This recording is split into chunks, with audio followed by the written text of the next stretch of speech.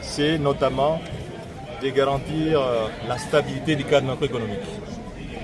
Et cela se passe au travers deux grandes politiques, ce sont des politiques conjoncturelles, la politique budgétaire et la politique monétaire. Et vous avez deux grands indicateurs là-dessus. Vous avez les taux d'inflation, vous avez les taux d'échange. Mais en ce qui concerne la gestion des finances publiques, vous avez les soldes budgétaires, qui ont en fait les résultats entre les recettes et dépenses publiques. Qu'est-ce qu'on réalise, Jean-Pierre?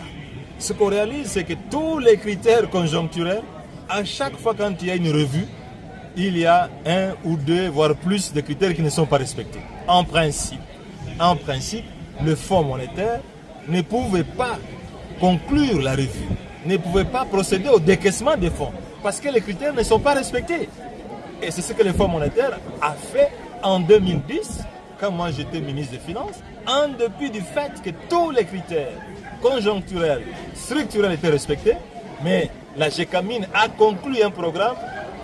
Le Fonds monétaire a dit, pour raison de ces contrats non conformes à la transparence, je ne conclus pas la revue.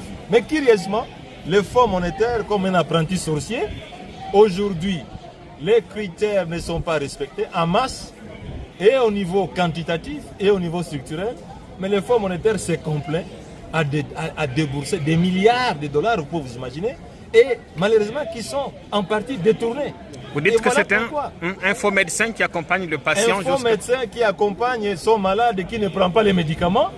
Un faux médecin qui accompagne son malade dont la température ne fait que monter. Et le médecin dit, je suis content d'un malade dont la température augmente. Mais ça, c'est dramatique. Si vous m'avez suivi à l'Assemblée nationale lors du débat du budget, j'ai dit que scientifiquement, il y a une relation de cause à effet entre la corruption et le développement. Lorsque la corruption est élevée, il n'y a pas de développement. Lorsque la corruption baisse, il y a progrès. Donc, je suis tout à fait d'accord avec vous que nous sommes nous-mêmes problème, partie prenante, parce que nous détournons la comptabilité qu'on a faite. Et là, c'est la comptabilité minimum, parce que nous n'avons pas voulu intégrer le détournement qui ne sont pas vérifiés par des faits.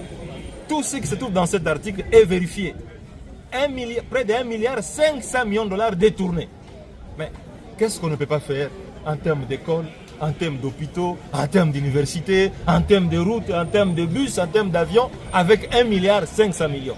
Non, nous sommes nous-mêmes problème, n'est-ce pas?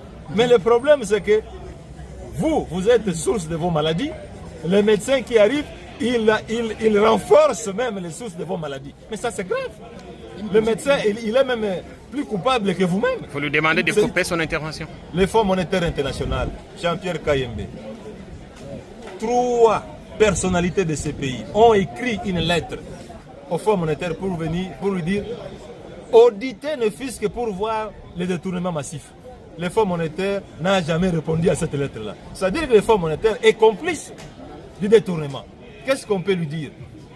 On dit au Fonds monétaire international, le peuple congolais est conscient qu'il est complaisant et qu'il accompagne le peuple congolais dans les détournements, disons les autorités congolaises dans les détournements des fonds publics.